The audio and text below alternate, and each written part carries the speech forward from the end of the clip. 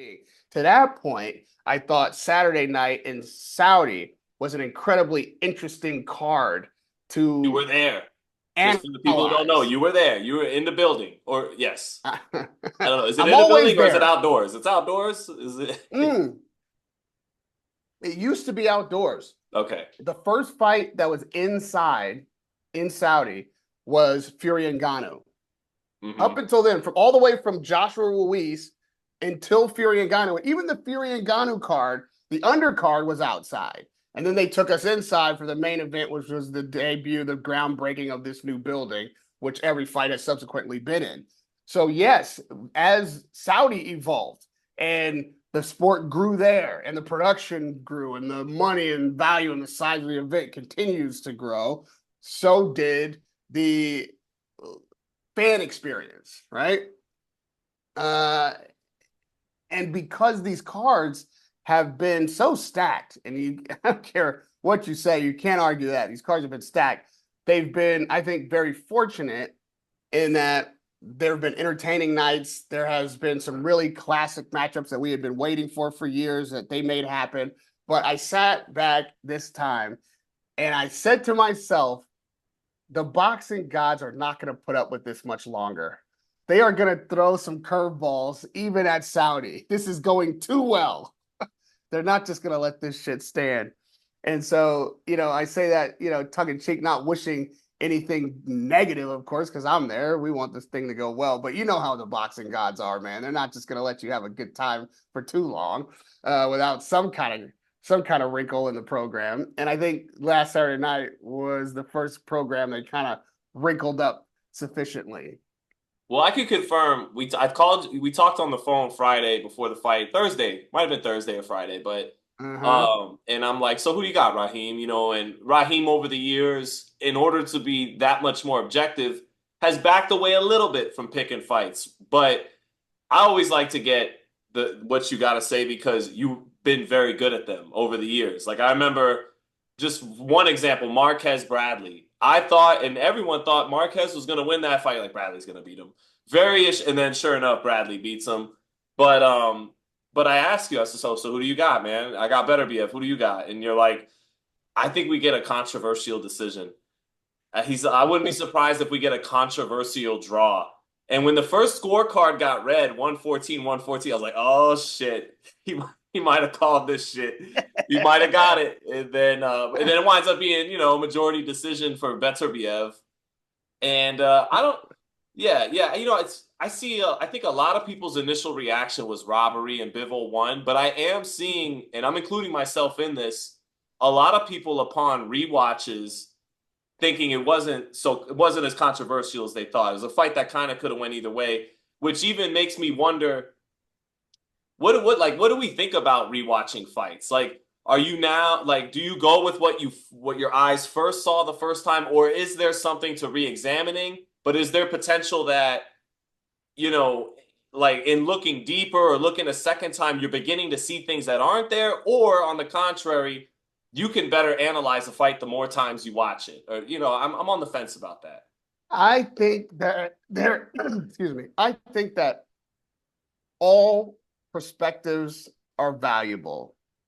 And because what you experience in the arena from your side of the ring, from your row of the audience, is going to differ from everybody else's perspective, even if it's to a minuscule degree. The guy sitting right next to me isn't going to see exactly what I see. Right. Let But the alone the guy on dude the on other the side other of the side of the ring, ring. Right, right, exactly. And then right. the guy who's up in the rafters, who's in the building, but watching most of it on the Megatron, isn't going to see what I see or what you see on TV Right. necessarily. And there is, because, like we just spoke about, this level of technology that we're experiencing right now has changed the conversation around boxing. The level of technology that YouTube brought into the game has changed what the analysis of boxing is, how it's consumed by the audience. Well, the Yeah, way before your that rewatch we couldn't happen for a week until HBO replayed the fight. Now it's like, okay, I'm right gonna watch it again like right now, right after the right.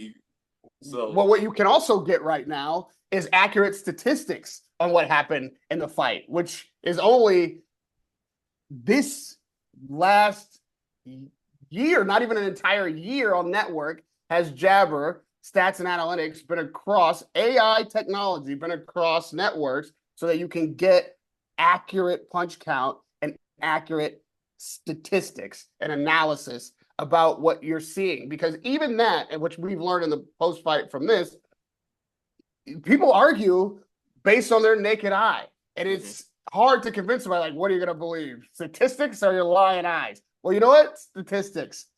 Because your eyes do lie to you, because your perception can be altered by no intention of your own, but by your circumstances, right?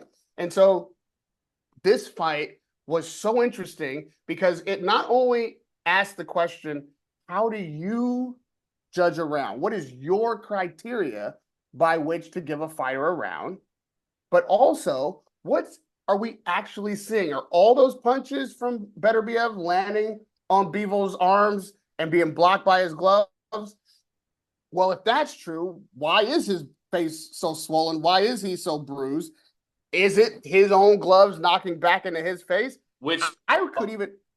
By the way, if that, let's say that is the case, let's say he's swelling up because of catching on the high guard, right? Well, that's a penalty for not being able to make a guy miss clean with upper body movement. Like maybe it shouldn't probably count as much as if he swole your face up with clean, effective shots. But at the same time, that's a penalty of your defense being limited to your feet and your high guard. If you were Willie Pep, Pernell Whitaker, Floyd Mayweather, Canelo even went on his best nights. If you could make a guy miss clean and not have to catch everything on the high, you know what I mean? Like, so then so be it. That's a flaw to your style. If he's punching through your guard, usually I think that means that there's a hole in your defense and it's coming through the middle, or your guard's up here and he's punching around it and still hitting your head. That's what I would traditionally think of when someone says, oh, he's punching through the guard. Right. But to your point, if you're tucked in, he's punching the guard, but actually the force of his punch is coming through the guard to where you're still impacted by that shot. That's up to the discretion of the judge if that counts as an effective punch. Yes. You can say for your card that counts. I can say for my card that doesn't count. And because there is a discretion to the judge on the criteria of how you score a round, and the more traditional questions that are being asked, that's, I think, a kind of a question out of left field that's worth asking. But a more traditional question is, how much credence do you give to pressure and aggression? How much credence do you give to landed punches if they're not necessarily impactful, but you outnumber your opponent's landed punches, but then your opponent lands the heavier shots in fewer numbers? Who wins that round?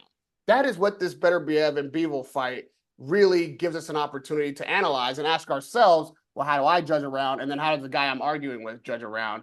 And is somebody right? I think the beauty of having statistics and accurate punch stats is that we have a foundation of truth to refer to. You can have a different criteria than me. We can look at the same statistics and come to a different decision round by round. But at least we have an agreed upon set of numbers to which we can derive our decision, and which I can force you to defend your decision.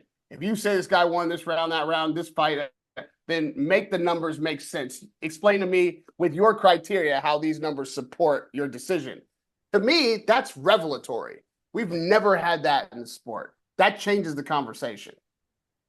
Yeah, and it's just this fight too reminded me a little bit of the old school rules that I grew up with back in the day, and I'm sure you remember back in the HBO days.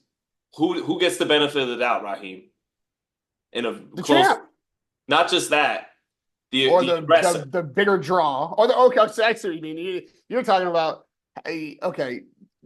If you're the come forward fighter, you're going to get back in the day. You tend to get the benefit of the doubt, that because you were pursuing the fight, pressing the action, bringing the fight to the other guy, and again, like you're saying, with how much does a judge score partially landed blows, splitting the high guard, but a lot of it catching the glove at the same time?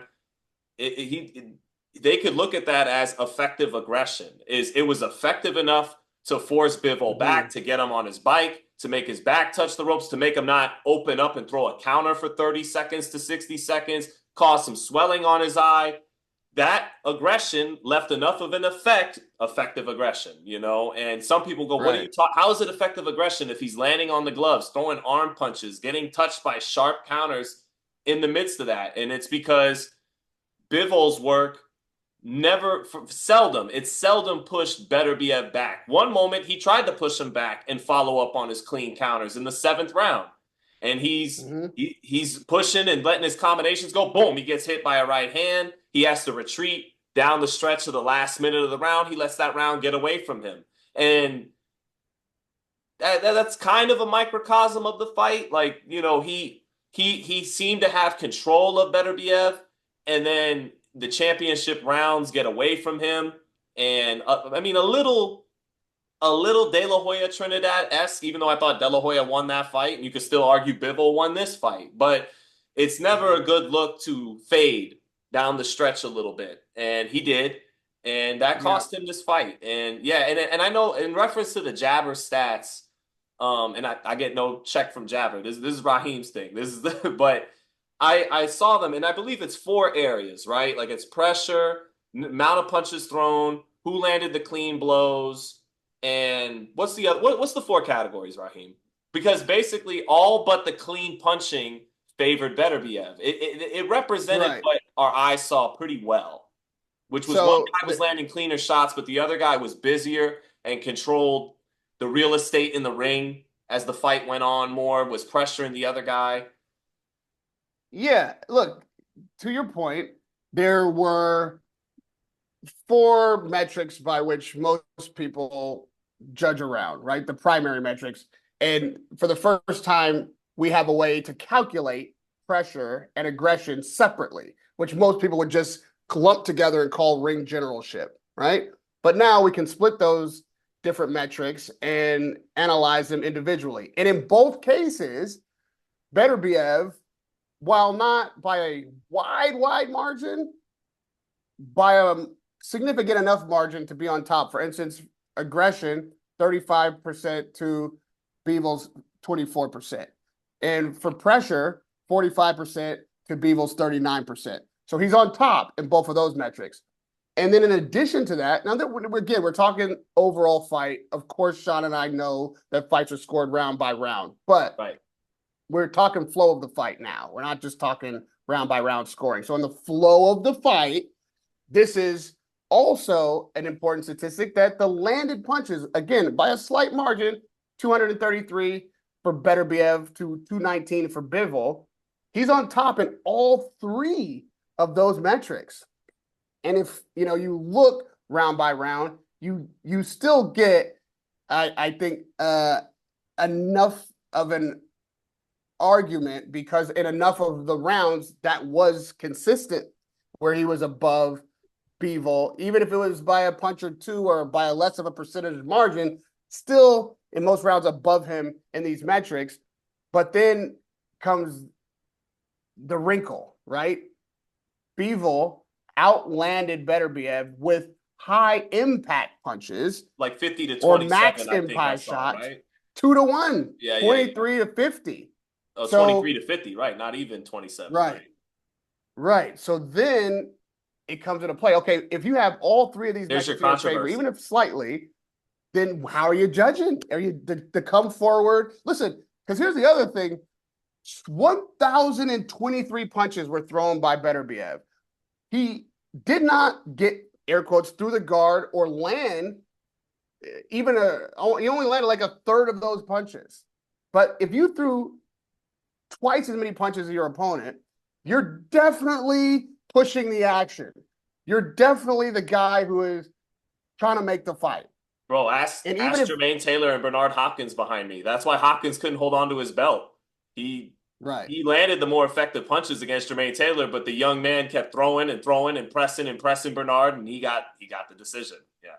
And so with all that said, and the way I score a fight, and those big, heavy shots for me are significant in judging, but also because I felt like the margins on the other three metrics were close enough. And when you do break it down round by round, I have a draw. And here's the other thing. I'll defend it in one other way. Cool. When it's So you thought you had a draw at the end of the day, at the end of the night. so I had a draw. Okay, so my thoughts. We're not all right. We'll start this at a different point. Let me just get my train of thought back. I was saying, what the fuck was I saying? You were just explaining, that 50 to 23 in impact blows and the other guy leading the other three categories, you ultimately Oh, saw a draw, right? yeah. Yeah. So for me, if it's a champion versus challenger, I score even rounds because sometimes the round is even. And some people say, oh, I don't score even rounds. Well, if you're not scoring even rounds, then you're biased because that means what kicks in if the fighters are performing evenly is who you want to win or some metric that shouldn't be playing a role in who wins that round, except when there is a challenger and a champion. And an even round, by my own criteria, tie goes to the champion. If it's two champions and a unification bout, then I score an even round. If it's two challengers and there's no title on the line, or there, even if it's a vacant title you're fighting for and there's no champion, I'll score an even round. And in this case, obviously, we had two champions, not only in a unification bout, but an undisputed bout nonetheless, which I think you have to win the round to win the round, or you will get even rounds. And so that's why ultimately overall I have a draw, because neither one of these fighters, if we're looking, because there's another thing I like to say is that we can discuss who won the boxing match or we can discuss who won the fight. And sometimes those two things are different. So if you're looking at your scorecard, I can accept that you might have Bivol by a round. It's harder for me to see it as Beterbiev by a round. But if you show me your card and make your case, make your case. I'm not saying you're crazy. I'm not saying it's a fucking robbery if Bivol or Beterbiev comes out ahead on your card. I'm just saying I'd like to hear your criteria and make the numbers make sense by your criteria. But for me, I could see Bivol winning, edging it on somebody's cards without a whole bunch of explanation. Like I get it. I can find a way to do that. But it's a draw for me because if I look at my box score, it's a draw because to your point and to Teddy Alice's point, the championship rounds are important. They're not more important than the first three rounds. No. But perception-wise, you can lose a fight there in the mind of the audience. And you shouldn't lose a boxing match that way. But if you lose the fight that way, then people are more readily going to accept that you lost a boxing match, even if you shouldn't have, if that makes sense. Right? No, I think the fight was a draw and the boxing match was a draw for me. I'm more easily swayed that the boxing match wasn't a draw, but I'm certain that the fight was. yeah, I think it's always better. I think Jim Lampley used to say this. It's better to close the show strong than to start strong. To more times than not, he'd explain. In the first half of the fight, judges are still trying. It's harder to sweep the first six than it is to sweep the last six, especially in a fight like this where you're coming in with preconceived notions that both guys are so evenly matched. You might even second guess yourself, like Bivol 5-0. Damn, I couldn't find Is a that round right? in He's there getting to his give the ass better whooped BS. now. Yeah, exactly. Right, right. And so, ultimately, like when I watch this fight again, I usually love scoring round by round, and I gave up after a round or two. I rewatched the fight twice, and I just gave up and just fell into watching the fight as one big fight, which again is not how fights are judged. And when I just watched, I came away feeling a little bit like I think Bivol you're so right. Like it really probably should have been a draw because you have two. I don't think either guy really thinks they won. Like to be They say, listen, Sean, and here's the beauty of it. And I miss Sean on the road, man. I miss being able to be in the press conference with you in the hallway while we're trying to get at the fighters in their locker room, having that discussion. Even sometimes you can't say it because you're in the mix of the fighters and their entourage, but you make that eye contact. Me and Sean, like, boy, we know this motherfucker didn't win. You know what I mean? And those are moments I cherish. Sean getting his fucking Dippin' Dots. Well, I remember being at the Garden and Lomachenko had stopped Linares, and it was a great job. And Arum goes up there, the great bot, and he's like, he's the greatest fighter since Sugar Ray Leonard and Muhammad Ali, and we're like, wow, yeah. But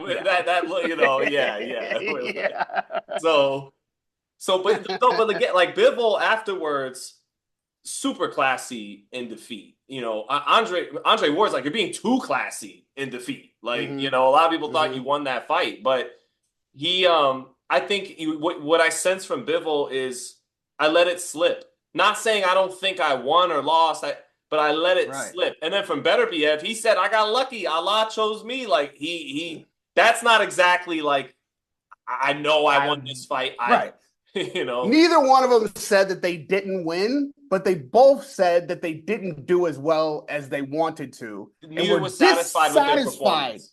That's the point. Dissatisfied. Yeah. The audience was dissatisfied for one reason or the other, either because they thought the other man won or because they wanted their man to do better in victory. And the fighters it wasn't a classic. It was a good pitched battle. Both guys showed skills and will and championship pedigree, but it wasn't a classic. And that's what you always hope for in these kind of fights, is either a classic fight or a classic performance, like Crawford Spence. Fight didn't live up to it, but Terrence Crawford's performance lived up to it. We didn't get either out of this. We just got a good fight that was really close. Now, a person like me, I love a good conversation and a great debate. So for me, and you're right, I am absolutely 100% face of jabber and back it 1,000% on accuracy and its importance to being implemented in the sport across all fights. So I stand on that. And when I knew that this fight was going to be controversial, I was glad to have jabber as a talking point and to have it as a base factual set of numbers by which we could have this argument, because I like the debate. I was like, oh, this is a classic boxing debate. So I like to hear where people are coming from and where they get to based on how they judge the sport and how they view pugilism. With that said, I would prefer a classic in the ring than a classic conversation. Yeah. Right? And